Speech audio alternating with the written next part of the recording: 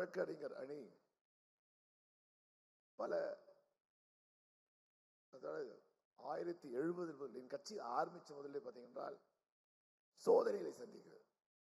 கழகம் எப்பொழுதெல்லாம் சோதனையை சந்தித்ததோ அப்பொழுதெல்லாம் உறுதுணையாக இருந்த ஒரே அணி இது என்றால் அது வழக்கறிஞர் தான். நாம் எமர்ஜென்சியை சந்தித்த போது, நாம் தலைவர் தளபதி அவர்கள் சிறையில் இருந்த போது, என் தந்தை சிறையில் இருந்த போது, என் மூத்த கழகத்திலெல்லாம் சிறையில் இருந்த போது அவர்களை ஒரு 2 மாதங்களாக பார்க்க கூட முடியவில்லை.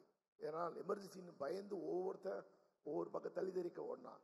அப்பொழுது அந்த எமர்ஜென்சியை எதிர்த்து திமுக நின்ற போது உறுதுணையாக நின்ற அணி என்றால் அது வழக்கறிஞர் அணி தான்.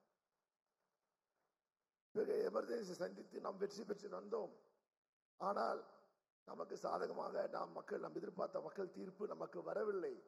நாம் எம்ஜிஆர் இருக்கும் போது எம்ஜிஆருக்கு செக்கு வச்சு அணியது என்றால் அது வழக்கறிஞர் தான்.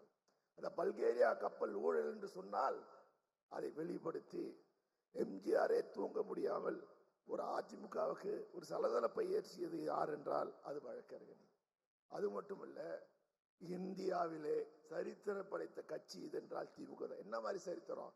அதிகமாக ஆர்டிகல் 356 பயன்படுத்தி ஆட்சி கலைப்பு நடத்தியது என்றால் நம்ம தான். நம்மளை விடமாட்டானுங்க, இப்படி மாறி மாறி செஞ்சிருப்பாங்க. அதையெல்லாம் எதிர்கொண்ட துணையாக நின்றது அணியது என்றால் அது நமது சட்டத்துறை.